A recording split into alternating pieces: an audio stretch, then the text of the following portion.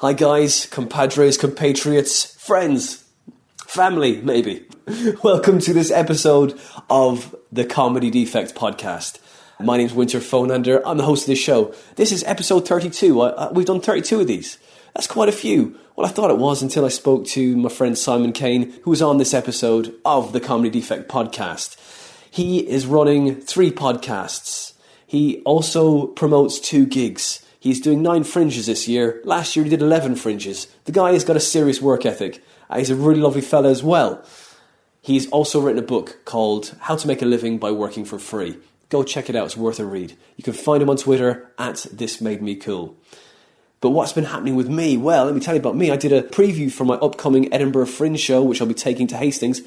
And I did it for a crowd that I didn't think were a fringe crowd, more of a Saturday night crowd. And it went pretty well. There's some really strong jokes in there, a lot of stuff to work on, but it was a great start. I was really pleased with it. I'm really happy with where the show is going. Now, if you want to follow this podcast, we're on Twitter @TheComedyDefect. If you want to follow me, I'm on Twitter, it's @WinterPhonander. And if you like this podcast and you want to donate to us, well, look, we're on Patreon. Just go to Patreon, type in The Comedy Defect Podcast, and, you can donate. Or if you can't donate, share your favourite episode. But if you can't do that, tell your friends about it. We're on Podbean and iTunes. Or leave us a nice, honest review, because it really helps. It tells everyone where we are and what we're doing. But I don't want to talk for too much longer, because this is a great interview with Simon Caine. And I really enjoy talking to him. Gives away some great tips and ideas about how to grow your community. It is the very funny Mr. Simon Caine.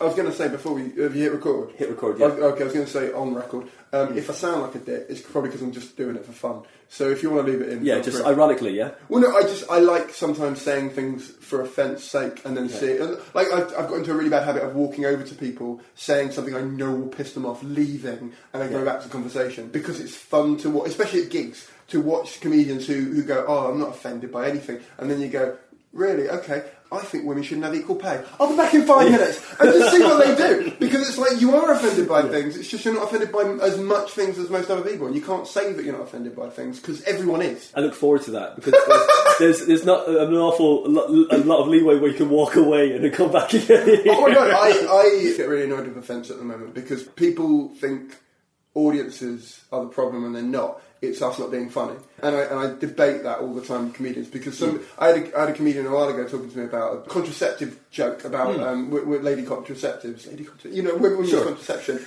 I call them lady humans a lot. And it's mainly because I'm really awkward around. Because I'm an alien. Yeah, I'm a swamp creature from Trump's world. She was saying, it's not doing very well and it's whatever, and she told me the joke, and I was like, I don't find that funny. It's not offensive at all. It's just and she was like, and I went, have you ever thought that maybe they're not finding it funny? It's not offensive. And she was like, I just thought they'd find it offensive. And I went, well, maybe that's on you. Maybe you think this is slightly offensive, or maybe you're thinking this is going to come off offensive. You can't project that onto them, because if they're not laughing, ultimately, I mean, I've said some horrible things on stage, and if people laugh, it doesn't mean I agree with it. Got a joke in my current show about how, I'm a feminist and I'm more than happy to help out and get, level playing field, as long as we start on privileges I'm not using. As long as we start there, I'm cool with it. And it's a stupid idea, but I think a lot of men think like that, where they go, let's do that. We'll help with that one. But equal pay, no, I'll help it slower. Yeah. Like, can we deal with that later, kind of thing. Wait till I get my job that I want. Yeah, exactly, yeah. and it's a satirical point. It's obviously not something I believe in at all. I think you should help out in general anyway. But it's such a horrible thing to say that most people sort of laugh at it for the stupidity of me saying it, let alone... Did you just get away with it? It's more like you got away with it rather than like... Well, not everyone laughs. That's fine. Well, just the men, right?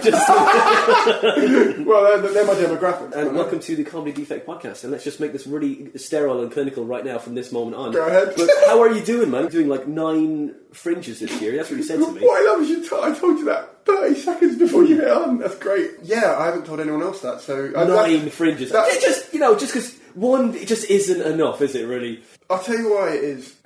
I'm looking at your map behind you of England. Right. I find it very annoying and almost offensive when comedians complain about the circuit being hard to break and to earn money from. I mean, I've spoken to comedians who are high up, and we're talking they've been going 20 years, they're headliners, they always nail, 90% of the time nail, no one nails every time, and if you do, you're lying to yourself or me. But the point is that, I've spoken to people who've been doing this ages, and they're amazing at this, and they don't make a full-time living on it. They have to write for other things. They have to do panel shows. They have to do whatever, because it's impossible. So when someone, I had this debate last night. I'm running a charity gig at the moment, and I offered someone a spot, and they were like, how much are you going to pay? And I was like, it's a charity. I can't, I'm not getting paid. No one's getting paid. I can't afford a pay thing on this. I can probably afford to travel if you want, but there's no money in this. It's a thing. And he was like, oh, I don't want to do it. And I went, oh, fine, not a problem. But then he sent me a link through to some equity stuff about, because he's helped draft an equity free pay thing. And I'm like, I get why you want this, and I want something similar, but I don't agree with this on charity gigs. And also, in terms of breaking the circuit, I think enough of my friends. So a comedian, I can't name them. So he had to take a full-time job again in a thing, and it was a social media thing like I do, so that's how he kind of wanted to talk about it. You know, for someone like him, who I know is gigging more than I am in terms of the circuit, and I know is getting paid more than I am on the circuit, to have to take a job as well, you're wrapping yourself into a system that doesn't quite work. So for me, I want to create my own audience, and the only way to do that, from the people I've spoken to, from Richard Herring, from Brendan Burns, from Louisa Omerlan, is to go out there and find them, and to find people who, as Brendan would put it, talk your language. And the only way I'm going to do that is by doing these festivals, and booking in my own tours, and saying, look, you might not find me funny. If you don't find me funny, don't come back. I'm cool with that. But I just need to find 1,000 of you. I just need 1,000 people to give me 20 quid a year, and I'm in, and then I can go from there. And at the moment, I've probably found 6. Awesome. Yeah, but it's more than most. Like more, I put a thing out on Twitter and Facebook the other day, and I had about 30 people in Manchester that I've never gigged in Manchester, like done a show in Manchester. Who all said, if you come here, we'll come. And I'm like, all right, sweet. And now I'm booking a thing in Manchester. You find your audience. And like what you're doing now with podcasting, I think you find your audience. Just don't be a cunt about it. Well, this is true. Like everything, be nice, isn't it? I did one podcast a while ago. One of the other comedians on the podcast said to me, oh, what's the vital thing you should be as a comic? I said, well, the thing is, first of all, don't be a dick. And then this particular comic put their hand on my leg and went, no. First thing, mate, gotta be funny. Right, okay. I need to know who this is. No, you don't. No, because I'll DM them. This is what fucks me. This is the thing that but he was younger than me. But it's like, I slept with my first mum the other day. That's how. So I tell you what happened. I don't know how much I can. I mean, obviously I can't mention. Well, I do a podcast about dating, so I'm going to talk. Right, because she knows it. So she runs that podcast. No. She's a regular contributor to it. Okay. We have a section where people send stuff in. Can I leave this in? Yeah, go ahead. Is that fine? Was it like CC's regular? Oh no! Contributor. Some people give a bit more. Some people give some, other people give more. That's fine. I'll tell you what it is. So we have a section on the podcast where we say if you've got inappropriate things sent to you over online dating, send them in to us. We'll read them out, all that kind of stuff. And she always has really good comebacks to it. And so I said, if you're around and you want a cup of tea, not as a date thing, just as a meet up, we'll do that. And we ended up, hooking up and stuff. And it was fine and whatever, but I've never really done anything like that before, if I'm honest. I wouldn't even class it as a one-night stand because it wasn't a date and it wasn't, it was just two mates, whatever, and we talk all the time still, but it wouldn't work. It was interesting because only a week prior to that, I'd met up with a girl who was 20 who I met on tour. Who I sound like such a slut right now, but she'd come down to London because she was doing some work down here, and we met up for just a drink. And again, it wasn't a date thing at all. And I remember halfway through, like talking to her, going, "What are you?" Like, there's no story here. There's no background here. You've not, and I don't mean that in an offensive way. I just mean I'm used to hanging out with people who are older than her, and so all the things she was saying, I was like, I've lived this day that you're telling me about. I don't need to hear it again from your optimistic point of view. I need to hear it from my jaded, this is fine for now, but we know it's going to get worse point of view. That's what I like about my age and people my age, where so you've far too much hope for me to be hanging around with it. What is it? You need to have some despair. I need to hear the failure. People say that I'm ageist when I say that, and I'm not at all. I just think you cannot be. I mean, I met someone the other day, and it was for a different thing. It was a video project I'm working on, and they are just an expert on the piano. They've been playing the piano since they were about 9, and they're 16 now, and they can just, like, literally, they can hear a song and then play it. And I was like, this is mind-blowing, but you have nothing else to offer me. Like, this is your thing, and I get it, and this is amazing, but, and that's the problem I think some comedians have, is they put all their life in comedy, and then you talk to them, and all they want to talk about is comedy. And I realise the satirical and sort of ironic point that I'm making it, but it's like, you need other things to talk about. Firstly for stage, but also just for you. I mean, if I'm having a bad run of gigs, the last thing I want to think is, this is it. But what I admire about you, Simon, is your work ethic. You're running a gig, you're doing 3 podcasts. Yeah. You're doing... Well, I do 4, but I edit 3. I don't make you feel too tired right now, but I'm just listing everything you're doing, okay? 9 fringes this year, you're doing a tour. Yeah. And, like, when do you sleep? Do you sleep at all? No, we talked about this before. If you want the list of everything I do, I was doing a weekly vlog, but I've cut it back to fortnightly because it was just killing me. Because video is so much harder to edit than audio, even just on time. I timed myself. Editing. So normally I fanny about a little bit in editing. So like I'll sometimes you'll get, you know what it's like, you get a little bit through editing and then you scroll to the end and just see how long it is left. Just so you go, how long have I got? Yeah. I cut myself out of that and I always turn off my phone and my internet when I'm editing so that I can just focus on it. And I time myself and it turns out it takes me about an hour to edit 10 minutes of audio. Yeah. So if, for example, I've got like 2 hours worth of an interview, which I often do with a guest, and I need to get down to an hour. So that's not 6-10 minute slots times an hour. That's double that because I've had double that content to get down to that, and then to do another wrap through when I've got to like make sure it actually makes sense and lucid because I've cut bits out. It's fucking agony. So yes, the 4th one my mate edits because I can't do that. Oh wow! The other guy does. Because got a minion now as well. We've got Caine minions. Oh well, he insisted because he wants to do podcasting and wants to learn it. Right. And I said the only way I'll get in. He texted me. You've got fucking work experience, people. On 0-hour contracts. Yeah, I know. You're left now, leaning more right. Yeah. So this is why I wanted to come on this. I wanted everyone to know my new political allegiance. Trump. Yeah. That's it, getting everyone to do all the heavy lifting. That's right. I've got little. I don't actually have a car. I just have people carrying me around in those little seats. Yeah, that's nice. I love that.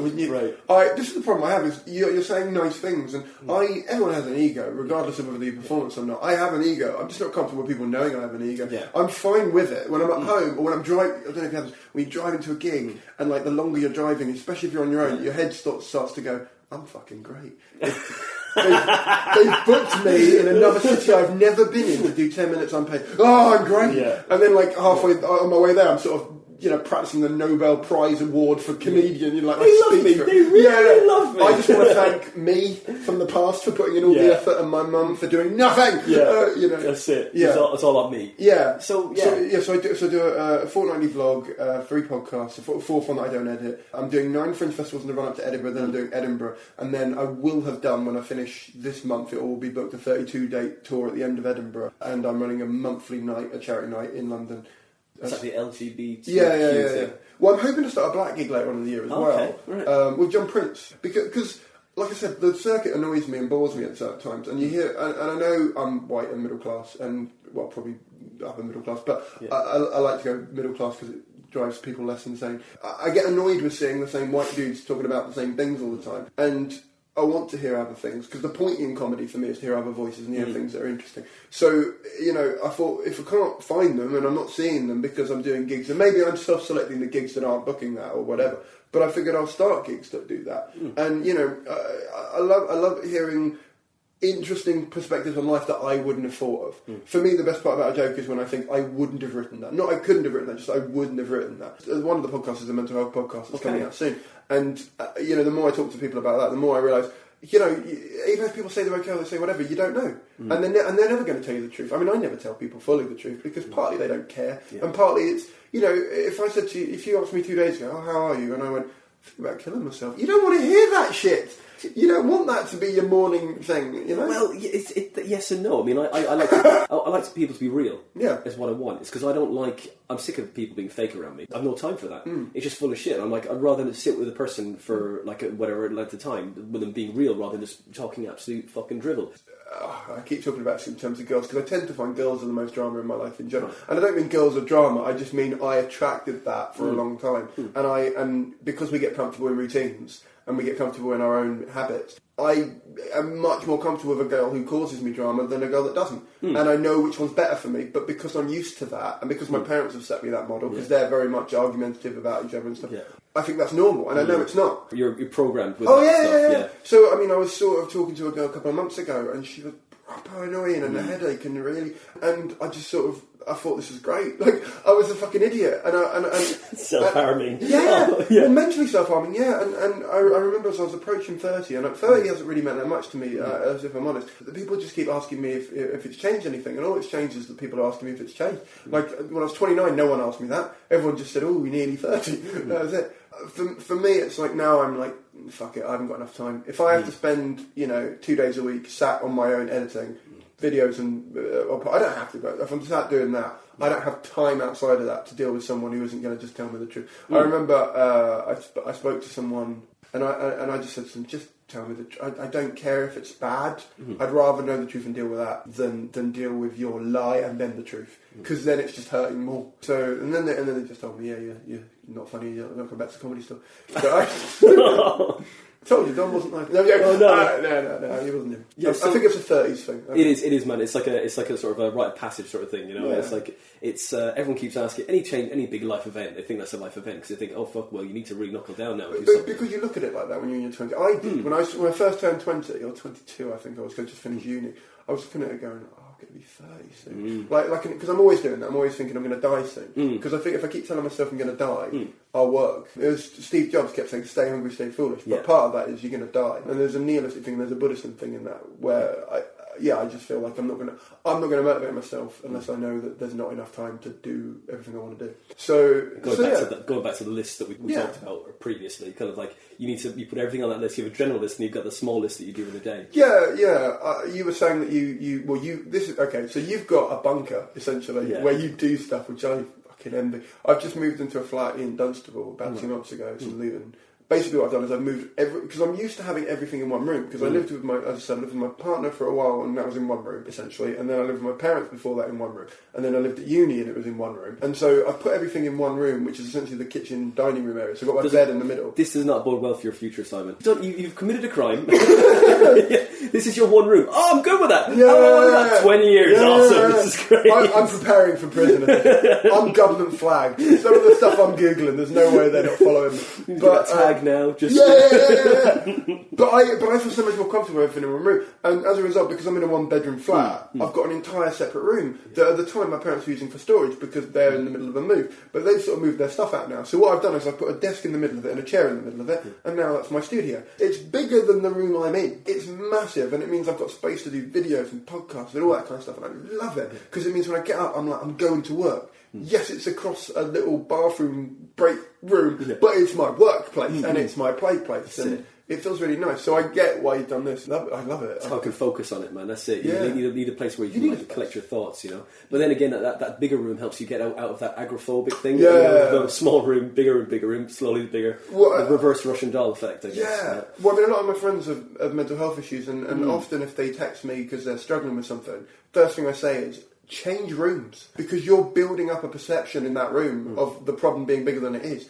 The minute you move, even if you move into a smaller room, the problem seems different because you're not just sat thinking about it. And it's just, I mean, a friend of mine, she was on the train the other day and she was like, I don't know what I'm doing with my life, I don't know what I'm going to do, whatever. And I just went, please just get up and change carriages. Just get up and just go to a different carriage. And she did, and she texted me like in between the things and was like, I don't know what you've done. You're a wizard. And I was like, I'm not done anything. You're just, when you're making it bigger. And it takes a lot for you to admit to yourself that you're making the problem worse. I had this argument with someone the other day. I feel like you should take full responsibility for everything. You are more responsible than you would give yourself credit for a lot of the time. My friend was dating someone and he kept saying, she's fucking with me. She's fucking with my mind. And I went, but that's your fault.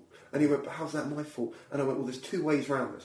One, she's fucking with you and you're letting her because you're keeping her in your life because you don't have to have her there. Or two, she's not fucking with you, she's just being herself and you two don't work and you're keeping her around. It's your fault both ends. And he just sat there like a child going, no, you don't understand. And then eventually we got to it. Like, but I've chosen this. No, I can't face that. That's it. It's difficult to face. But again, he's 26, I'm 30. I suppose it comes down to learning that. But again, I don't want to sound like I'm always putting down someone who's younger than me. But when I was 26, I was like that. You know, people say, I'd go back, if I had a time machine, I'd go back and kill Hitler. I'd go back to 2009 and apologise to everyone. I'd be like, I was a cunt. I'm so sorry. You don't put up with me. I'm not worth it. I promise you. My self-awareness kicked in about the age of 26. But it was more, of course, when you first become kind of aware of yourself and what you're doing and whatever. So I remember the first thing I realised that I'd done for myself that was, like when you're retroactively looking at stuff, the first thing I'd done that was a thing that I'd realised I'd done, if you like, was when I was losing weight. I was convinced I was doing it for health reasons, and it wasn't. It was just because a girl had rejected me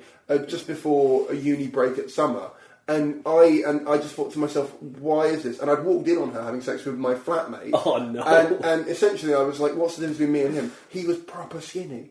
And I literally went, I'm not skinny, and I just lost a load of weight. And I mean, I'm not saying it like you can do that and it's easy and whatever. And I did it. I didn't eat and I ran every day. Like that's not an effective way of losing weight. But I've levelled out. I'm not the skinniest person in the world now, but I'm not the fattest either. And I'm comfortable with my weight, and I'm comfortable with eating Toblerone every fucking 6 hours. So it's absolutely fine. Put that goddamn Toblerone down. Brexit's fucked me up with that. I swear to God, they've ruined it. I used to work for Toblerone, and they emailed me when I started a petition for that last year when I was like, put it fucking back. Yeah. And they emailed me and said, look, we know it's you. You worked for us before. Stop having a go. And I went, no, because you know how much because I worked for you, how much I love this brand. You're fucking up one of the only things in my life that is consistently awesome. Don't do that. And they were like, but you don't understand the business model. And I went, charge me more for it, but just keep it the same size. Yeah. Anyway, so I got really annoyed by that. They made the gaps bigger. Oh, right. I didn't even notice this. You see, you were like, serious connoisseur. Yeah, you're all over that. I'm all on it. I got to a state, so early last year, January, I got a really bad time with a girl. Okay. And then I had a really bad time with my ex getting back in touch. And then I got a really bad time with comedy. The bad time for comedy, incidentally, was, I thought, connected to those two things, because, when you're not in a good mood and stuff. And in hindsight now, I'm aware that it wasn't, because I know when I'm gigging for bad reasons, and I know when I'm doing it to run away from something, because partly because I'm not enjoying it as much, and partly because I'm doing it just cause. And I knew, and looking back on it, I wasn't doing that. But all of that hit at the same time. And I remember thinking to myself, the only thing that I really live for was chocolate. I'm more interested in that than dating, or my family, or just anything. Yeah. And it was like, and I don't mind that. Why? Why do you do comedy? Why are you hurting yourself so much with doing 3 podcasts? You're doing 9 fringes. Why, Simon? Why? Well, it constantly changes the reason I do it. I was trying to... do you know Corrie Shaw? She's Gag Reflex. She's a manager there, and she runs Excess.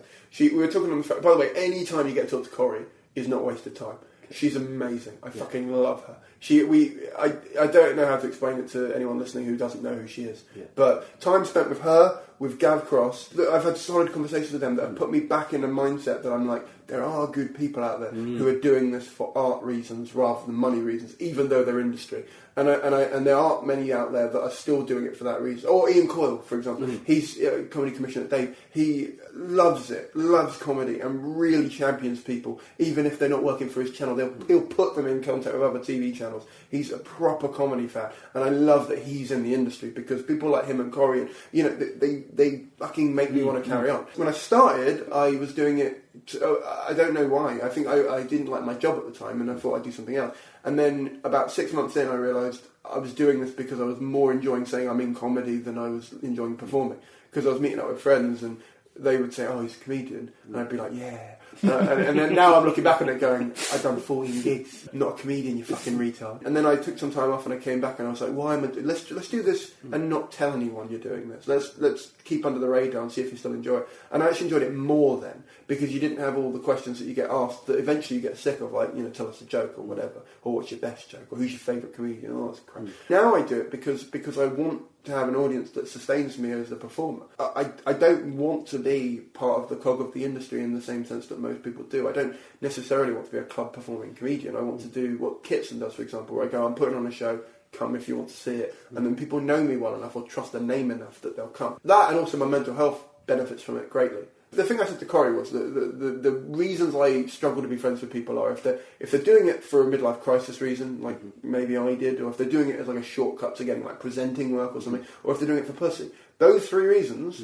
we're not likely to be very good friends. Because I get why it's a shortcut, because sometimes you do get presenting work out of it, you can get noticed and things like that. And I understand why it's useful if you're struggling with something else, but don't do it on the pro nights, do it on the open mic, keep it there, because that's where you'll get that release and not get in the way of people who are trying to do it. No excuse for the third one. I mean, that might be because I've never pulled from yeah, totally. But also because... I'm not saying you, me, I'm talking about me. I'm saying... No, but it's like... I've been a writer for 8 years, and not many people know that I write comedy, and I've been writing comedy for the internet for about 8 years now. It's a case of... why would I... If you're doing that for that reason, there are so many easier ways of getting sex that even paying for it's quicker and easier than trying to perform. I mean, I met someone the other day who was telling me that it's their hobby, and we were at a pro night, and I was like, who hurt you? Like, what are you doing here? You've driven, and we both driven up from London, it was Birmingham, and I was like, this is a long way to go when you're rebounding or whatever it is you're doing. This is too much for your mental health. Like, you're not actually benefiting from this. So I do a joke about that now just to piss off him. I know what you mean. No, so that's why I do it, because I enjoy it. If I've only got 30,000 days to live, I'd rather have my mental health be as sustained as it can be for it. And that means that and I never call them fans. I don't like that. Like, people who like what I do, I just say I'm mates who come and see me. Because, you know, there's a few people. There's got one guy in Reading who tweeted me when I was saying I'm going to come to Reading this year. But, you know, and he was like, I can't wait to see you again, mate. I love your stuff. Massive fan. And I was like, okay. But he can call himself that if he wants to. But for me, I'm like, we're mates. And there was another guy there who was much more, you know, oh, thanks, I really can't wait to see you again. He was really nice to see you last year. And I was like, oh, good, I like you slightly better because you hadn't said the F word. That's the insulting. That's the word I get offended by, because, I don't know, I had this debate with Adam Bloom a while ago. Adam Bloom just wants fans. He doesn't want them knowing anything about him, and that's fine if that's what you want. I suppose it comes down to I know how relationships work, and I think if you're emotionally connected to the person, when you buy on an emotional level, you're not thinking rationally, so you're more likely to help them out or come and see them. You both get something out of it too. Yeah, but you're mining who you are, and then therefore anything that you say to these people on stage is going to connect. If it connects fully, you're like, oh great, that makes me feel like I'm normal. Or makes me feel like I'm one of you, not just me up here talking to you. It's validating, really, rather than just being a cheap thing. Great, you paid your ticket price. I'm going home now. I'm going to go spend your money. I mean, it's nice you come see me, but hey, look, you've bought me around. Yeah, thanks, guys. Well, this is the thing. I mean, I had this debate. I think it was with Bruce Dessau, or he's the London Evening Standard reviewer for anyone who doesn't know that. Because he said, "Why do you stand at the door on the way in? Because most comedians stay, way at the back or whatever." And I go, "Because I want to say hi to my mates. Like, I want to. And anyone who hasn't come, who I haven't met yet, I want to say hi to them because they're going to be judging me for the next hour. Why would I not want to at least start on the right foot, kind of thing?" And also, my ego isn't driven by this, you know, live at the Apollo, let's make me look good kind of thing. It's why I don't want, like, I got an email through the other day from Edinburgh Fringe about, you know, do you want the big posters on the sides of things? And I was like, my ego can't take that. You're kidding me. First of all, my bank balance can't take that, but I don't need my face 4 times the size of it on the side. No one's going to come because of that. And how is that going to make me feel good? Look at that. Look at my face. Yeah. You know, seriously. Anyone. No one wants this. Exactly. Well, unless I can spend at least a few days on Photoshop, you cannot have it. You cannot have my face. Natalie Seamer had that great joke. The day I came to see her show 2 years ago, someone looked really disappointed in the front row, and she went, "So have you come to see this?" And then she held up a flyer, and he went, "Yeah," and he went, "Photoshop, by the way," just to point out, like, this is me, but we need to spend a while on it. And I was like, Nat, you look lovely, don't put yourself down, but also you did look better in the, you know, like you had, obviously. But then everyone does. I mean, I don't tend to do that on my posters, but that's because I'm a white middle class man and I don't need that for the industry. And I'm not saying that's a good thing at all, that's awful, but also that's a wider societal issue, that's not a comedy issue. You know what I mean? People that say, you know, things about appearances and people getting... I mean, that fucked me off the other day. Sorry, this is way off topic, but I was talking to a friend of mine who had been booked for a gig, and she was the 15-minute middle spot, and they put her on the posters in like a full thing of her, and the headliner was just his head in a circle. And I said to her, in the nicest possible way, "How does that make you feel?" And she was like, "What do you mean?" And I went, "Have you..." And she hadn't even... You know, because women are so used to it by a certain age that they don't even clock stuff like that. And I was like, well, you are the selling point of that for the wrong reason. They put a cutout of you on there and the headline... And to me, a poster should just be... And plus, she was the only one that was full on that. Like, all the rest of those, like, floating head circle things. And I was like, how is the promoter okay with this? Like... And also, I'd question if I was there, if I'd even been booked on merit on that. Because it looked like, well, we booked someone pretty too. Regardless of my feelings towards her attractiveness or whatever, I get really annoyed by that because I think you shouldn't be booked like that on any capacity on this circuit. You know, and there are guys the same way where, you know, Joel Dommett's just come out the Jungle, and all of the things they're talking about is how when he took his shirt off, he was ripped. And I'm like, and I get that show specifically is about that, but they've started talking about it in terms of his comedy and things. And I'm like, he's a funny guy. Don't immediately write him off because he's attractive as well. I mean... Like he's going to be able to do jokes about his abs. Yeah. I'm a bit tired today, guys. I did so many sit-ups. Yeah. You know, I was like, what? How you know is it's like when you get to 1,001 sit-ups and you pass out, right, guys? Totally. I mean, you know, me... Relatable comedy. Yeah. That thing when you meet the greet the guests as they come into your show. It's a really good idea. It's like, because it's so like a compare trick, isn't it? Really, you know, when you go in, and go, hey, just hey guys, just get chatting to them, and you're just being real, being normal. All right, okay, this is a normal person rather than the big show, and that's it. Rather than like kind of jazz hands, showbiz. Hi guys. I got told the other day my branding is I'm a human, which I thought was really nice, but also made me feel a bit like I'm now forcing being a human. Do you know what I mean? Because your branding, I find online a lot, brands want to be people and people want to be brands, and I don't think that's a good way of living at all. My ethos on it is that, like I said, because of what I want long term, I'd rather start now. And I was talking to Susie Wilde, and she was saying, we were both concerned about the circuit essentially, and how we're both being asked increasingly to do more unpaid work for clubs that are charging on the door, and we're not getting expenses and things. And I was saying to her, you could do it another way and try and build your own audience. You don't have to do a show, you could do a half-an-hour thing or whatever if you've got, and I know she's got that. So, then it could be you doing another comedian, do a split show, run around the country, and I mean, you're not on your own. I hated being on my own on tour. It's fucking agony. And she was like, I could do that, but how do you get people in? And I was like, same way the clubs do, you advertise it. And it was this weird, conversation where she was like, but how do you even start with that? And I went, well, just book a room. Like you would do for a gig. Book a room, then message promoters in the area and say, look, I'm sorry I'm doing the show, I don't want to tread on your toes or anything, I just want to know how you advertise, make sure I don't advertise too much in the same way, be respectful. And that's how I do my tour. Say I'm going to Cardiff for the first time as a solo show, and I messaged the promoter there and said, look, I don't want to do it on a day you're already doing a show, it's not fair for me to try and steal your audience or whatever. When can I do it? When it won't, when it will least impact you and it might make my job easier and also whatever. Nicest guy, he messaged me back and said, yeah, great, I'll do it fortnightly, you can do it in the middle of this gap if you want, or there's these dates and stuff. And then he messaged me a load of places he advertises. Why would he not? I've been respectful of his thing, I'm not trying to steal his audience, I'm not trying to sit on his turf or anything. And I'd be more than happy to come and do his club the week before if he wanted me to do different material to help build for my thing, and I'd do it for free because he's been nice to me, Again, it just comes down to being nice and thinking laterally about it. But long term, if I think, what do I want?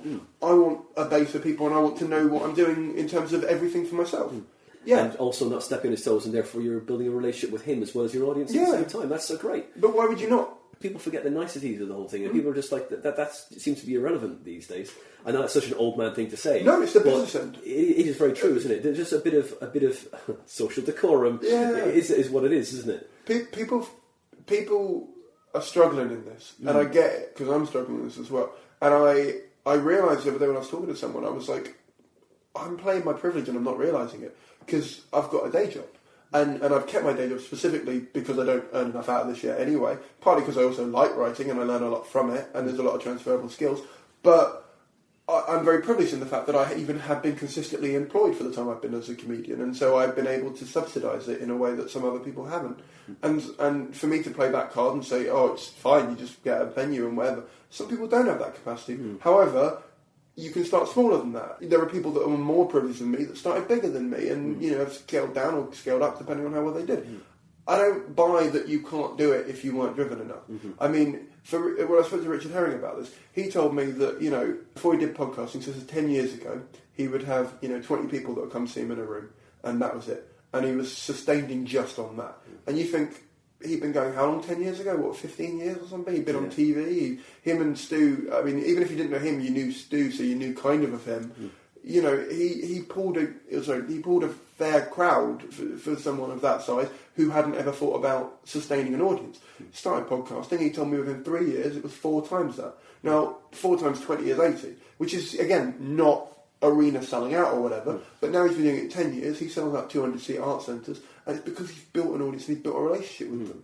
And for someone like him who's been going 15 years, who then started thinking about it, and fair enough, the internet wasn't as big 10 years before that and whatever, and he didn't have as many options and all that kind of stuff. But then there were, I know comedians who've been going 20 years who started a mailing list 20 years ago. Look at Paul Foot. Paul Foot started his mailing list when he was, a few years in. He called himself the head of the connoisseurs of Paul Foot comedy and started his own mailing list, right? Again, it's arrogant and silly and whatever, but that plays into who he is. And now he's got a mailing list that he can sell out shows around the place because he knows what he's been doing. He's not an idiot, and he knows that he needed that. So for someone to turn around to me and say, oh yeah, but the internet's only been a thing for whatever, you go, no. Paul knew what he was doing, and Paul didn't have a background in marketing. He was a website coder, yeah, but he didn't have a background in internet marketing or anything. He just started taking people's names written down and sorry, I just get... The thing that you forget about this is if we were to strip this back, you don't need the industry.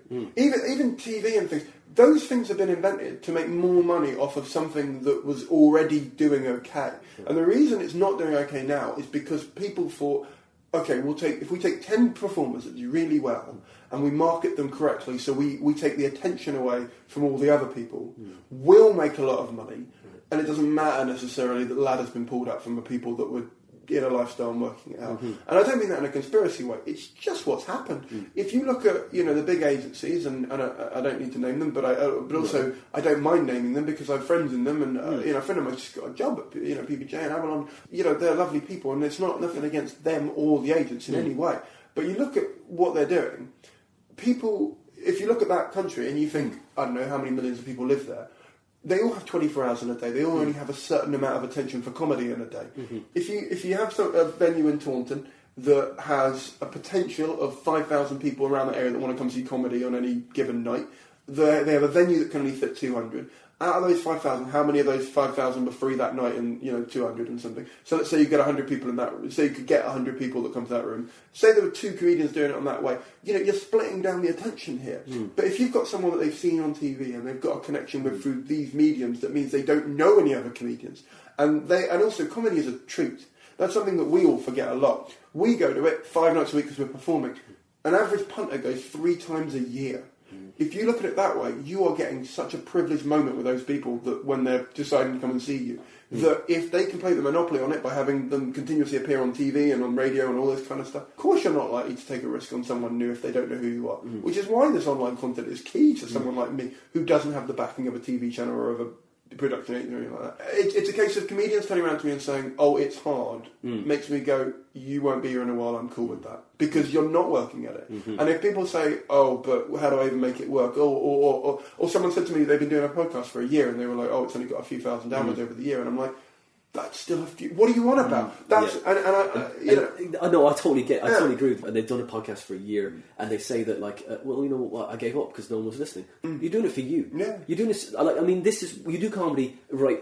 Everyone goes, "Oh, I'm doing it to make people laugh." No, really. If you look at it honestly, you're doing it for you because you need that attention. Yes. And it could be one of the 3 negative reasons I've mentioned, or it could be that you just need attention. And attention is not a bad word. It depends on why you need it. I mean, like I said, I've done it before. I've gone through periods of doing comedy for a month or so, where I'm running away from a feeling, or I'm running away from something that I don't want to deal with in real life. Or I've had really bad disagreements and falling outs from my family, where I've fallen back and gone, I'm just going to gig every night. So I'm just going to fuck it. I even just do open mics all the time just to get out of the house so I don't have to be around them when I was living with them or whatever.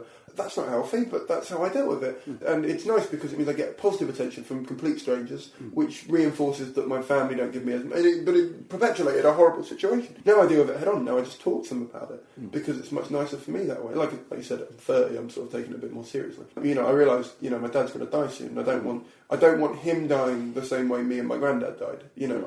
I associated my granddad with tech support. Like every time he'd ring me up, it would be because he had a problem with his computer. And I said to my dad the other day, you're going the same way. Yeah, I mean, when I lived with him, I could understand, the free rent of living with your parents in exchange for IT support. That's fair. That's a fair trade-off. I'm cool with that. But now I don't live with him, and I'm hoping I don't have to go and live with him anytime soon. I want to go and see him for a reason, and that relationship's harder with my mum because my mum's not self-aware and she's got a lot of mental health issues and she's got stigma about it, so she doesn't want to seek any help, and that's her call, and I can't help her if she doesn't want to help herself, and that's fine. But it means I just stay away from her more than I do. And my sister's working on herself, and so I'm working with her, and I'm cool with that. But yeah, as far as I'm concerned, if my dad died tomorrow, I'd be happier now the way we are. But if my mum died tomorrow, I wouldn't feel much because I don't have a relationship with her, and I don't like that, and I don't want that to be the case. But unfortunately, that's who she is to me, and she doesn't do a lot for my mental health. And I don't buy this bullshit that we've been sold, where we go, oh, but they're family, or oh, but if you can't handle me at my worst, you don't deserve me at my best. And it's like, no, because I've got mates of mine who can't handle me at my worst, and I'm not going to throw them away because they can't. Because that's my bad, not theirs. That's my fault, not theirs. And for me not to take responsibility, for me to make them the problem in that situation is me not taking accountability for it. That's one of the things. That's why when I was on Tinder and the girl had that in her bio, I just swiped right, the negative one, regardless of whether I thought she was cool or not. Because I'm like, we're not going to get on. Because the fact you think that thing is a thing means that you will blame me if you're having a bad time and I can't deal with it. And that's not fair. Because just because I can't deal with it doesn't mean I'm not worth having in your life.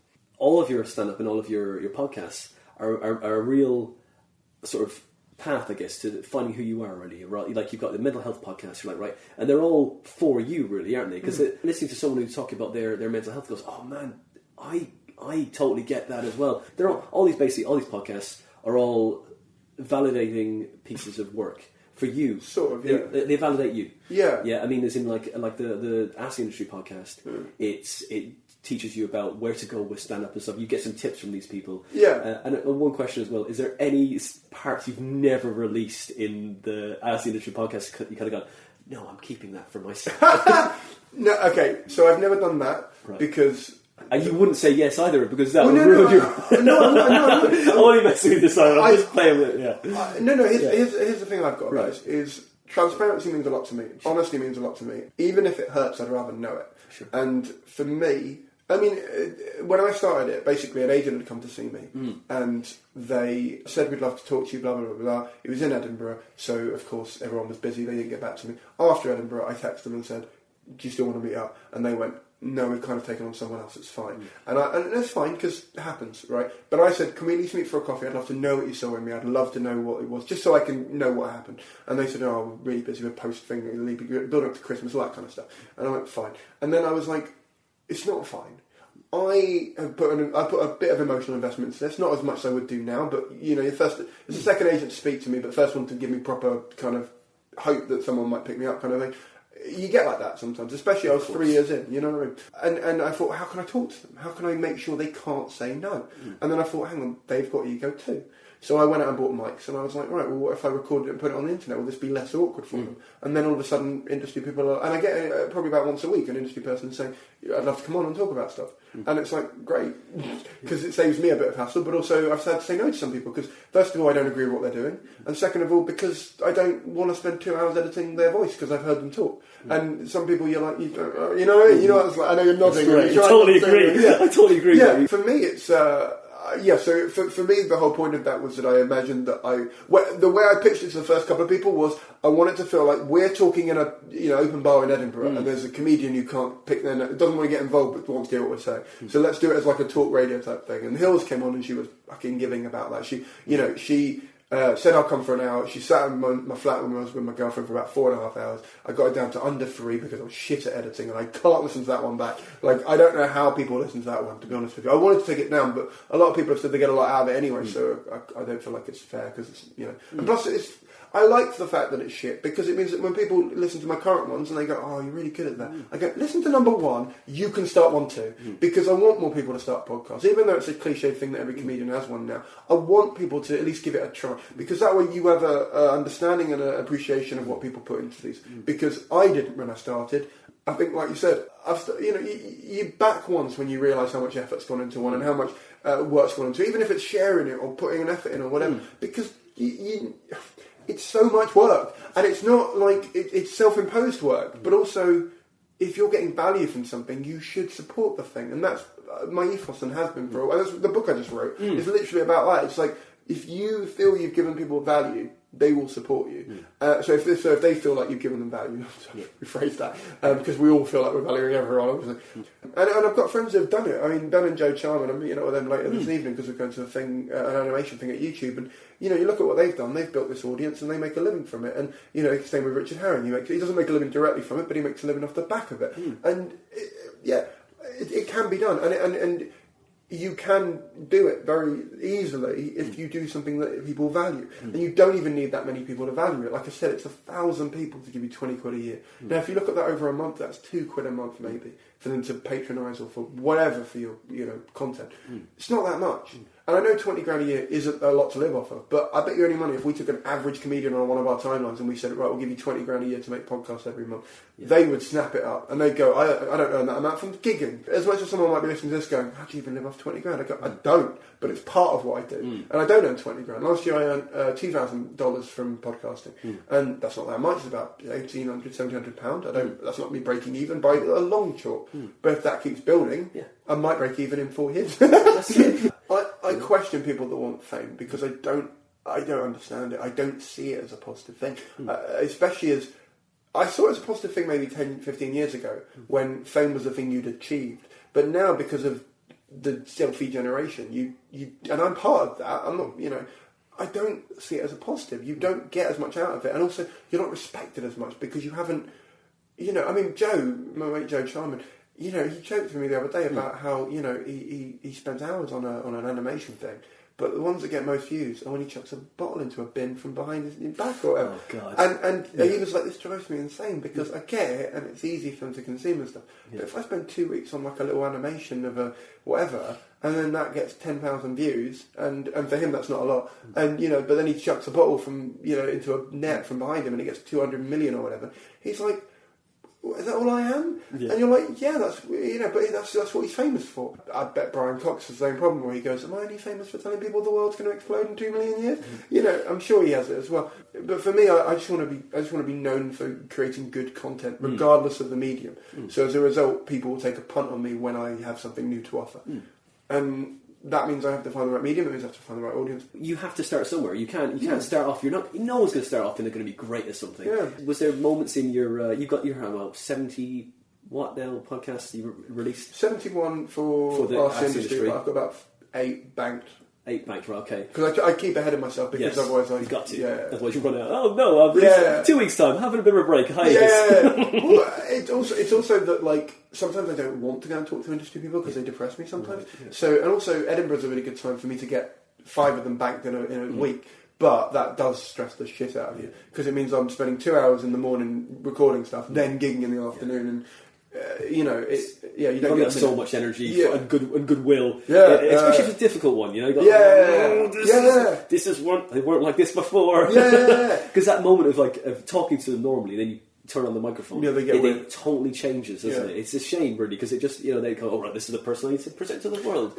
This is why I tend to cut the first half an hour of every podcast I do, because generally speaking, so the 2 hours I talk about, so most guests I say to them, I need 90 minutes. So that's why when you said an hour and 15, I was like, oh my god, it's a short one. But I tend to say an hour and a half, and then I turn up about half an hour early. Partly because most of the time I want to set up so that we can just hit play if they've got a limited time, but partly because then we can chat for a bit, and I'll usually sort of say to them, we're just going to do a sound check for about 5 minutes, and then it ends up being half an hour because I'm just getting them used to holding mics. And I'm getting them used to doing the thing. And then out of that, I'll cut like a minute to be like a little intro. Because I want everyone to know if the guest isn't used to holding a mic and if the guest is a bit wary and stuff. When I had Ben Williams, he was the editor of Time Out, he took forever to get on because he doesn't like his own voice, for one, and he doesn't like talking about himself, and he doesn't like talking about his work. And he's really humble in that way. But I emailed him a couple of times saying, and every time I email him about a gig, because you do email your listings off to him in London, I just put PS, still an offer. To keep him going. And eventually he said, all right, let's do this. Like, I'd like to do this while I'm still editor of Time Out, because he knew that was coming to an end and stuff.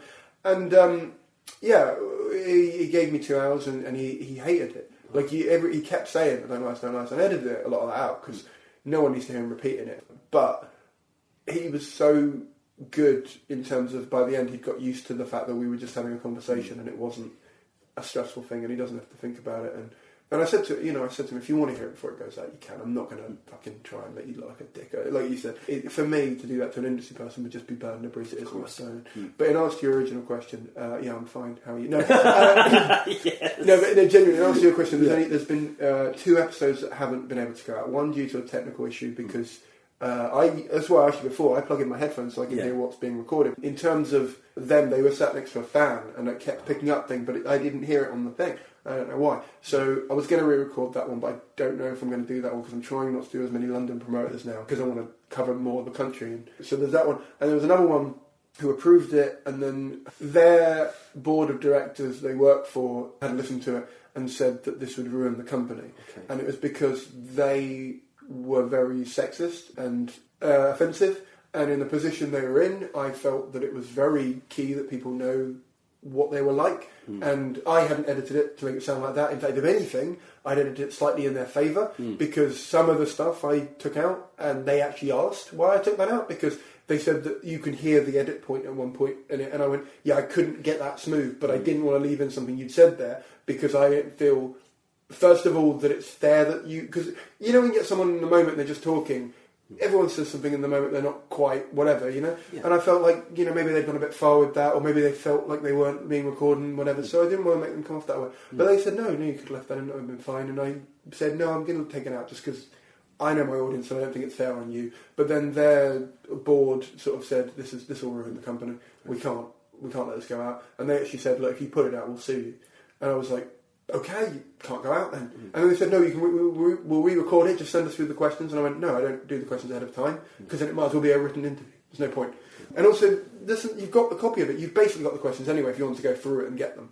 So that really annoyed me because that's obviously, you know, a day and a half worth of editing back and forth and emailing that is lost for me. And no one really knows about that. And they're really nice to me. Whenever we bump into each other at an event or like an industry party or whatever, they are so much nicer to me than anyone they're around because they know I still have that on my hard drive. and I know that's why they're being nice. Rubs fingers together. Yeah, I would never release it, partly because I don't want to get sued. No, of course. But I don't think it would hold up anyway as a suing thing. I remember I was standing near them and I didn't notice they were there at the time, but then I overheard their voice and I sort of heard them being a bit of a dick. And then I sort of, you know, you're sort of just standing there and someone was coming through, so I moved back and I sort of hit into them on purpose on accident. Yeah. And they went, Simon! Literally. It's like my mum getting a phone call, you know, like when she goes, you're a piece of shit, I can't believe you're still doing that comedy thing. The phone rings, Susan, how are you doing? You know what I mean? And you think the conversation's over and it's not. And I'm cool with that. I'm fine with people being nice to me, but I'm not cool with them being dishonest to me, and I didn't like it. Makes you feel even more wary of them, really. Yeah, because it made me not want to do the second interview again because I was like, now how are you going to be? You're going to know what's happening. You're going to think that I'm trying to get you off or something like this, and it's like I'm not. You know, the more you talk to someone, the more their real self comes out. The only exception to that is the first couple of dates with someone, generally speaking, because. I don't know about you, but when I was in my 20s, I was really good at holding back my personality for the first couple of dates. Yeah. It became an art form for me. Like I was like, I'm going to be this guy tonight, and it's like, no, not like as in like I was faking who I was, but I was like, you know, I kind of know a bit about her, and she's mentioned she likes this. I'm going to try and play that side of me up a bit because you want to impress the person, of course you do. But now I'm like, you know what? I've had sex. I don't give a shit about it anymore. You know, sex is great when it's great, but I'm not bothered. I'm looking for someone who I can have a conversation with. So if I can't have a conversation with you early on, let's bolt, and I'm cool with that. And it's the same with everyone. I'm like, if you bore me, or you're not interesting, or you're not fun, okay. Well, that's fair. I don't like this thing. I don't think I was faking a personality. I just think I was doing what I do on stage, which is playing up part of me more in front of dates, which I don't like because now. I mean, I went on it wasn't really a date, it was kind of a date thing. Last time I properly went on a date was June last year. Right. And I remember talking to her about a book I was reading, which is about Charles Manson, about serial killers. And I talked for about 20 minutes about my favourite serial killers and all that kind of stuff. And by the end of it, I was looking at her going, oh shit, I don't feel like I should have brought this up on a first date. And I stopped talking and she just went, I can't believe you haven't brought up John George Haig. And I was like, okay. And she was like, the acid bath murderer. And I went, I know who he is. I was just like, I didn't know you knew who he is. And it was great because I was like, she likes them too. Yeah. Like, we like serial because they're just fascinating. They're just interesting as people because of the mental health element and all that kind of stuff. And also the way they do it is so creative half the time. It's fucking amazing. And I was like, oh God, thank God she doesn't think I'm a weirdo. Yeah. So I was grateful and I really liked her. And, you know, she was going through cancer at the time and she's now in chemo, so we're not dating for a number of reasons because of that. But we're still really good mates. We text all the time, and I love her to bits. She's amazing. But you know, I don't want to put her through dating when she's going through chemo. In doing these podcasts and all of these writing things, what was the thing that triggered you? If you don't mind me asking. So I listened to the Tim Ferriss podcast, which is if you don't know him, he's an expert in productivity. And if you're ever looking for inspiration to become productive, I'm probably not the person to go to. He is because he keeps me going. I mean, at least he inspires me to find better ways because he's a businessman and I'm not. So as a result, you know, you have to find your own methods of these things. But I listened to a lot of his podcasts and I listened to a few. And you know when it gets to like the end of the interview and then it cuts out to a little bit of music on a lot of podcasts, I often stop it there. Now, because I was driving along, my podcast player was just playing through the last bits of all of them because it was going through them in order. And so it played me the outro of 2 of his podcasts in a row. And it was, you know, thanks for listening and all that kind of stuff. And I listened to it, and they were almost the same. And I took the files off, and I put them through my player, and I looked at them on 2 different tracks, and they were identical. And I was like, he's just recorded this once and blocked it in. And no, That's clever, because that means you don't have to edit that again, and if you're just saying it again, why not? But the reason why I don't do that, and the reason why I try not to do that, is because, first of all, I've got some catchphrases that I'd like to record and just put in, but I like the fact that I treat every episode like the pilot, because I don't think everyone's listening to every episode of that, the RC industry one anyway, specifically. I don't think anyone's listening to every episode. So if I treat every episode, specifically for that podcast, like the pilot, it means that, you know, first of all, I think more people go back and listen to other ones because they feel like each episode's a kind of audio book on its own, if you like, from the industry. But also, it means that I have to treat everyone as an individual, which I think is kind of something that's forgotten a little bit, especially in that terms of podcasting. So the Time Capsule podcast I'm working on, that's going to have a similar outro pretty much identically, so I'm going to not bother doing that every time, because it doesn't need it. Why would I waste more time editing me saying, thanks for listening, every fucking week? You know, if it takes me an hour to do 10 minutes, and the intro and outro together are 5 minutes, that's half an hour of my life every week that I'm editing the same words. Why would I do that? I'm dying soon. I don't need that time wasted. I'd rather spend that time with your dog. I know, you know what I mean? They're cool. If you ever get a chance to do the podcast, come, he's got a cool dog. Unless you're allergic to dogs. Oh, yeah. Sorry. Well, then just look at them from afar. They're cute. Or you're a cat person. Well, that's not my problem. Okay? Yeah, bring a cat. That's your problem. Bring the cat. They'll love the cat. They're like cats. No, I like to chase them. Who is it? Mr. Jones is the cat next door to where I used to live. Great name for a cat. Yeah, very formal name as well. Yeah, Mr. Jones. I went round and said to them, you know, Soon to be a doctor. Is that? Yeah, I said, is it his first name, Mister, or has he got a first name or whatever? Yeah. And they were like, no, it's just Mr. Jones. And they looked at me like I was being a fucking moron. I was like, you call your cat Mr. Jones? I'm going to have follow-up questions. I was like, who is he named after? And he went, he's like, yeah, it's just his name. He's not named after anyone. I was like, so you don't even know called someone Mr. Jones? They went, no. We just thought it fit him. And I went, it does. Yeah. They wanted a formal relationship with the cat. They didn't want just like a first name. No. Like, you know, cats can be pricks sometimes. Yeah, they want to keep it just that much distance between them. He is a roommate essentially. He's not a cat. Yeah, not a lodger. Yeah. But my dog, because we live next door, he would always go around there, and literally they would just sit nose to nose all the time. No fighting, just sort of go trying to suss each other out. And eventually, like Mr. Jones would go on his nose and like push him. Sorry, you can't see it. Like push him away, and Poppy would just go, yeah, fair point. Yeah. And she'd just win every time because you know my dog's a bloody piece of shit. All right. So yeah. The last couple of years of doing the industry, Ask the Industry podcast or your other podcasts, what is your biggest high and your biggest low? I'll start with low because I'd like to end high. That'd be nice. You said how you don't like talking to people sometimes, or like you don't want to talk to certain people or whatever. I had a guest on who I can't name because we've just sort of managed to rebuild this sort of relationship we didn't have before because of the thing.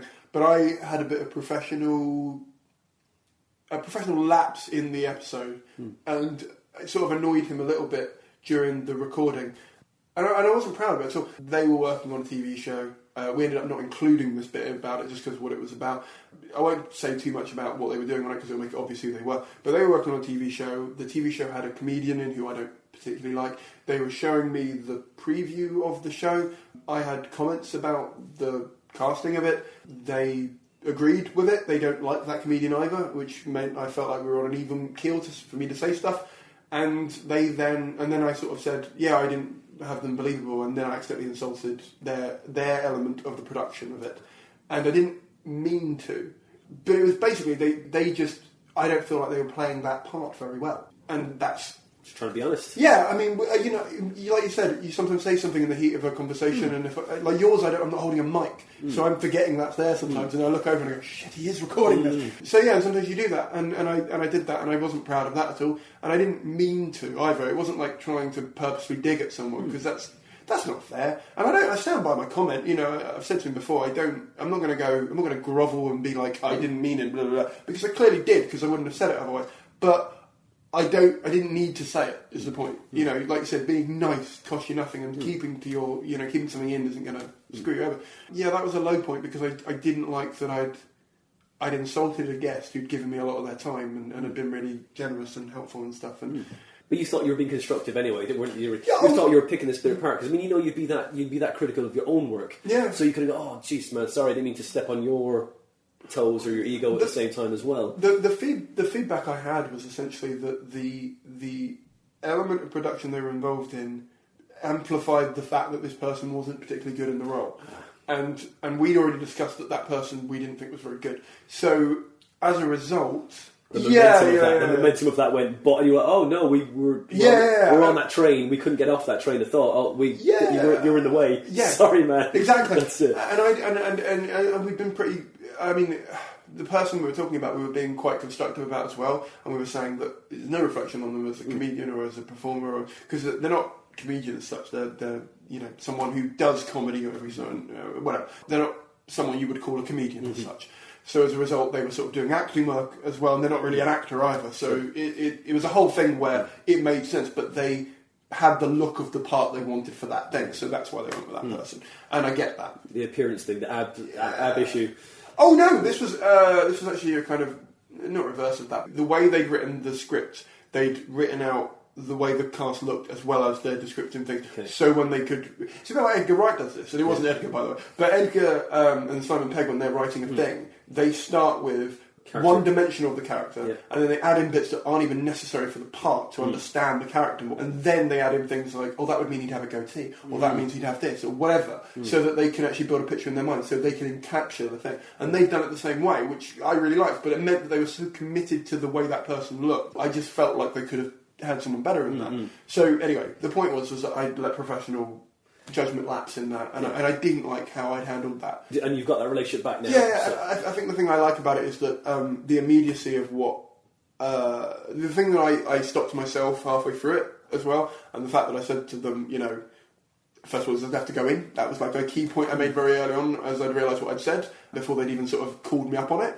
And also the fact that I'd said, when you said it hadn't been taken out, yeah, that kind of has, but that's more that it wasn't relevant to what the podcast was anyway. But yeah, the fact that they were... I think, because they emailed me a little bit before Christmas, because they were emailing loads of people about Christmas stuff, wishing everyone Christmas, so I knew we were all right. And they said the thing I really liked was the fact that you, first of all, acknowledged it, but that you were doing it in a way that you were constructive as well. So it wasn't just being a dick. You weren't being a Twitter troll where you were whatever. You at least knew what you'd done. You were trying to provoke a reaction so you get a better moment on your podcast. But also, I think the thing he liked as well was he even said the fact you've never said you've taken back what you said, because so many people when they apologise for stuff, especially comedians, where they've said a joke and they go, didn't mean to cause offence. You did. You said it. Do you know what I mean? So you stood behind it and you went, okay. Yeah, I stick with what I said, and I'm not going to take it back at all, because I do agree with what I said, and whatever. But this is the other thing I hate about comedians, where they say, I meant it at the time. It's like, you did mean it at the time, but don't use that as a get out, because that's just you trying to get out of what you know. So, yeah, I stick with what I said, and I think that meant more to him as well, because he was at least like, this isn't the guy who's going to just needlessly apologise and pander to me if he... I have an opinion, I'm going to stand behind it. Yeah. That's what it is. Yeah. And so your biggest high? I suppose... I had a perception on the TV industry before I had my first interview with Ian Coyle, who was the first TV person I had, a proper TV person I had on. I'd had writers on and stuff, but he's a commissioner there. It was a bit like a friend of mine, he read the Savile book, the Jimmy Savile book, and he told me before he read it he wanted to go into it on the assumption Jimmy was innocent. So instead of going along with the crowd and so reading it with a perception that this is all sinister, he wanted to go in and go, right, let's have an open mind and let's see if this book convinces me otherwise or vice versa. Incidentally, it didn't. He very much was on the opinion that he was guilty. So just before anyone thinks that was a thing. But anyway, I wanted to go into this interview with less... Obviously you can't because you've got the perception, but I wanted to go into it with less preconceptions. And so I basically spent a few days talking to people who write for TV and getting really positive reviews for things and sort of getting there. And I said, can you give me some really nice stories about what you do for TV? I'm not going to use them for anything. I just want to get into a good frame of mind of what TV's like and all that kind of stuff. And people were very generous with their stories because obviously everyone's got a nice story as well. And I went in and we were sitting on a grassy area in Edinburgh. The first thing he said to me was, don't want you to list me as a commissioner because I'm basically an ad man. And I said, what do you mean? And he went, well, I sell adverts. I don't sell TV shows because if I can't put an advert on it, I can't sell the show. So I'm an ad man. And I was like, okay. And then I carried on pushing through with my, no, this isn't right, for about half an hour. And then we got into the actual interview because, like I said, I spent about half an hour with people beforehand. And I was like, okay, I wasn't wrong.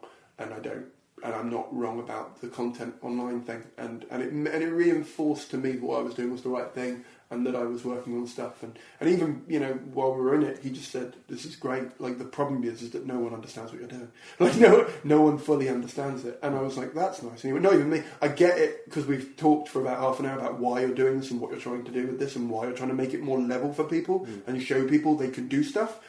But I don't think anyone's going to understand it." And even I spoke to Stuart Goldsmith in a thing we were doing a little while ago, and he was like, "Everyone should be watching you, because in 3 years' time, everyone will be trying to do it, but no one has a clue right now." And I was like, "That's really nice, but no one's going to fucking like me saying that." Do you know what I mean? Click. Yeah. Do you know what I mean? Like, I sound like such a prick, but it's such a nice thing for people who are doing what I'm talking about and are getting the content element of what I'm trying to talk about. And like I said, I've been doing this 7 years in terms of online content and in terms of writing stuff for different things and people and stuff. You know, you see it change a lot in that time. And before then, I was even kind of involved in stuff, but I just wasn't doing it. So, you know, probably 10 years, if you look at it like that, you see it change. And I've got friends of mine who go viral all the time. And a friend of mine, she put up a sex-positive video the other day and was not expecting it to get trending, and it went trending on YouTube, and she's got a couple of million views on that one in the first 2 days. And that is a lot. She usually gets a couple 100,000. That's a lot for her. That's not for anyone. And so, you know, and I was talking to her about how that was making her feel, and like obviously the troll comments you're getting from that and whatever. And she was like, "Yeah, I don't want to go viral. I don't want people finding who don't like me. I want a base of people who like me. I don't need these people jumping on me going, slut, talking about this." And you're like, "No, go and talk to someone else. I just want the 100,000 people that watch me online. I don't need you, and I don't want you." So yeah, so I think there's a lot of re-educating that needs to be done on that, and I think TV channels could learn a lot from online content. I think if they adopted a patronage system or a low pay what you want system for stuff, they'd make a lot more than they would on adverts. That's why I said to you at the beginning, Simon, I like your work ethic. You're leading by example, really. It's like, look, guys, we can do it. We can all do it. It's a level playing field, but just you got to take part. You can't just go look after a year, as you said, someone who did their thing. Like, "Oh no, but no one was." Keep going. This is a year is nothing. You know what? But like, I mean, it depends on how you use your time. As you say, everyone's got 24 hours in a day. Yeah. But if you use it, one of my favourite quotes that I found online was even Beyonce only has 24 hours in a day. Yeah. But the problem with that is Beyonce also has a team that have 24 hours in a day that back her up. So again, stop fucking quoting celebrities. They're not fucking helpful. Yeah, it's not really much of a comparison in your life until we have that team. Well, you've got a minion already, so you're one person closer to the team. Like, technically, you are a team now. We recorded together and he does the editing. What I really liked was Charlotte Austin, who's an agent who I'm really good friends with. She messaged me the other day and said, "Are you still looking for an agent?" I went, "Yes and no, because I need someone to help me out with stuff, but ultimately if no one's going to do it, I'll do it myself. I'm fine with that." And she was like, "Oh, I found this PA who'd be amazing for you." And I was like talking to her about her for a while, and I was like, "I like the idea of a PA, but they need to know the industry, and I don't know the difference between a PA and an agent." In terms of if the PA knows the industry, they're basically an agent. So I don't want a PA. I don't want the agent. So it didn't make any sense. And it was talking about team stuff. I don't know if I would. I don't have the money to hire someone right now, so it's not like a thing. But I have thought about that recently because I thought it was probably worth looking into at some point. Send in your CVs, and for zero pay, you might be able to edit one of Simon Caine's podcasts. Last year I did a fair amount of social media and PR work for people before Edinburgh, because I wasn't doing Edinburgh, and I kept this fairly quiet because I do this for clubs as well, like for comedy clubs, and again I keep that quite quiet because I don't want people. People already associate me as a writer in terms of social media, but I don't want people thinking, "Oh, he's a social media guy." I want people thinking he's. Ultimately, I want the label comedian. As a result, I quite like that I don't have it yet because I don't feel. I feel like a comedian, but you know when you've only been doing it a certain amount of time, you can't. I think it was Bonjo I joked with a while ago because he put comedian in his name on his Facebook, and I jokingly said to him, "I'm glad you've done that because I wonder what you were doing." And he found it funny. He's fine with that, but it was like, why do you need that there? And it turned out it's because he wanted like a separate account for other stuff. It wasn't like a thing. So that was your high with Ian Coyle, right? Yeah. So I really like Ian. I think like I said, there are people in the industry side who don't look at it as a monetary thing and don't. I mean, they earn money, but they don't. They still look at comedy as an art form, and they still look at it as a thing that you could do for free for a good reason. I don't know. Pure love, isn't it? Really, I mean, without being, it's a bit cheesy that as well. But cheesy is a British way of trying to hide from the fact of being authentic. Yeah, you can say that all you want, but I don't like it when I say that. I mean, no offense. It's just because when people say, "Oh, I'm being really like trite," or you can't offend me, Simon. You cannot offend me. Oh, Nick, you cannot offend me. Bring it on. No, I'm just. I'll do it later. But the point I'm trying to make is that. You just want to offend me now, don't you? I'm just trying to think of ways to offend you. It's really annoying me. I've forgotten the point I'm trying to make now. All I want to do is offend you. All I'm trying to say is that doing a gig for free is not a problem. Doing something for the love of something is not a problem. I found, so I got off, I mean, I made this quite public for a few months ago when this happened, but I don't know how many crossover we have in terms of friends and listeners and things, but I was doing a writing job, and I'm still kind of on that writing job, and I got an email from a really big agency, a marketing agency who do social media, who said to me, you know, we follow you on Twitter, a few of us follow you on Twitter, we like what you do, can you come in for an interview, I'd like to talk to you about some stuff, and I said, fine. Partly because I had a gig that night and it had been cancelled, and I thought, you know what, if they can see me last minute right now, I'll do it, it's not too far from the office. I walked down, had the interview, it wasn't really an interview, it was just a chat. They then invited me back to meet the manager, and eventually I did like 3 or 4 interviews. And by the end of it, they basically said, look, what are you on at the moment in terms of pay? They then doubled it in a bit, and then they said, we want you to head a department for Ford. It was for social media stuff. And I was tempted to take it, if I'm honest, because I was thinking that would fund... And all I was thinking was that would fund my comedy. That would fund me for a lot of things. But then I looked at the contract, I looked at the workload, I looked at whatever. I wouldn't be able to gig. And I wouldn't be able to gig well, even if I was gigging, because you'd be knackered. Because there was a team of about 15 people you'd be looking after. And that's a lot of people that, you know, if they stay late or whatever, I've got to stay late, because you're a manager of that thing. And so I turned it down. And the reason I turned it down was because I said, look, my progression in this is working less writing work to do more comedy and to do more with my audience. My progression is not getting more writing work or getting paid to do the same writing work. It felt really good to say, and I had that sort of Spartacus moment, you know, where you sort of stand up and you go, I am doing this. But I was sort of saying it to myself more than I was saying it to them, because and I didn't even tell my dad, because my dad, when I actually told him over Christmas what had happened, he was like, turn down a fucking... You know what I mean? Yeah. And I was like, yeah, but you're not listening to why I turned it down. Because for me, it wasn't the truth of what I want to do. And if I'm going to die, I want to have spent my time the most I can doing the thing I want to do. And, you know, if you are a comedian who wants to spend your time moaning that you haven't, you know, got more than 1,000 downloads, or you haven't, you know, got any success or whatever, then think about how much time you spend moaning and how much time you could spend trying to make that success a thing, rather than... I mean, I see it all the time on Facebook. For me, it's like, do I want to spend another 3 hours a day in an office to earn a little bit more money? Or do I want to be hungry and work harder because I'm not earning as much, which means I've got to work harder, can't stand up? Again, stay hungry, stay foolish. And it felt better to say no. It felt awful for about a day, because I was like... Also, they'd offered me 6.5 weeks holiday, because they'd Googled me and seen I was a comedian, and saw that every year I do Edinburgh. And so they rang me up and said, everyone gets 2.5 weeks holiday, plus all the bank holidays. We'll also give you Edinburgh for every year. So they wrote that into the contract, so they knew how to get me. I know, it was literally reeling you in. That was the bit. That was the bit that really got me, because I was like, how many other contracts, full-time role contracts, would offer you that amount of time off? Exactly. At that level. But then I was like, in the contract it said you would be on call if there was a problem and stuff. Yeah.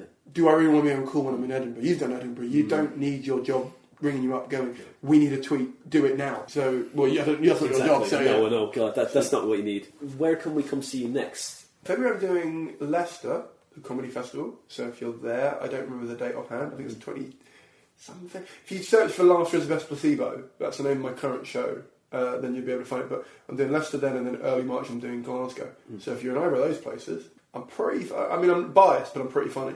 So if you want to... I mean, this hasn't reflected that, I'm aware of that. But you said it doesn't have to be funny. So, blame Winter. It's my fault. It's Winter's fault.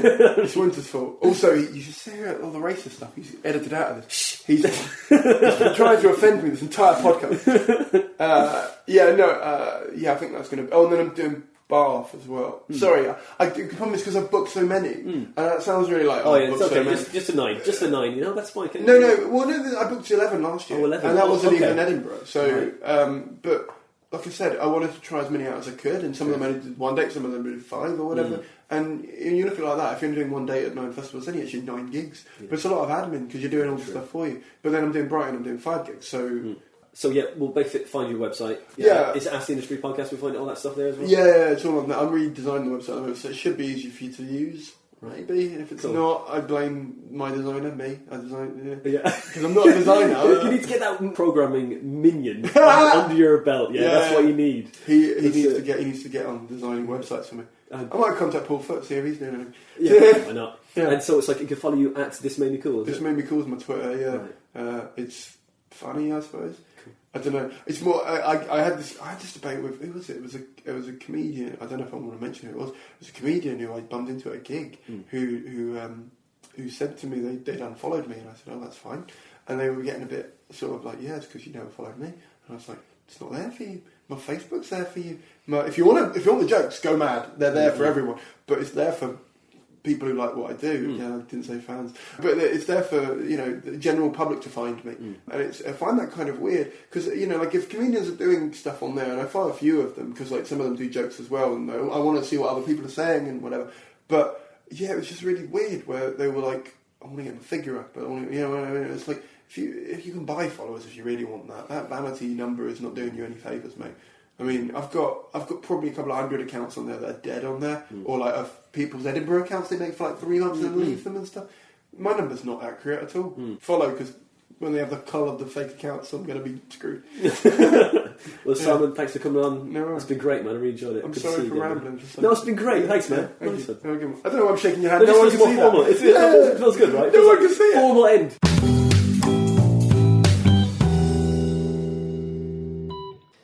And that was Simon Caine, best known for Ask the Industry podcast, where he interviews some of the most influential people from the industry of comedy, radio, media, everyone. Go check it out, some great tips there. You can follow him on Twitter at This Made Me Cool. He's also touring a show round at the moment called Laughter is the Best Placebo. Go see him live. He's a lovely fella. He's always got time for people. He's really honest, really hard-working. A lot of time for Simon. It was just lovely to catch up with him for the couple of hours that we had him on the show. If you like this podcast and you want to follow us on Twitter, we're on Twitter at The Comedy Defect. If you want to follow me, it's at Winter Phonander. Now I've got some previews for my upcoming show for the Hastings and the Edinburgh Fringe, which I'll be touring around. And those dates will be on my website, which will be winterphonander.com. So go check them out. Come see me. Come talk to me. And you'll see some stuff that'll be great. Some stuff will need work, but that's how it goes. You've got to road test these things. If you like this podcast, you want to donate to us, we're on Patreon. Go to Patreon, type in The Comedy Defect Podcast, and we're there. Donate or don't donate. Leave us a nice honest review or share your favourite episode. It all helps and tells everyone what we're doing and where we are. We're on iTunes and Podbean or wherever you get your podcasts from. But that's it for now from this episode of the Comedy Defect Podcast. Next week, we've got episode 33 with a very funny, very laid back and lovely guy, Mr. Simon Lilly.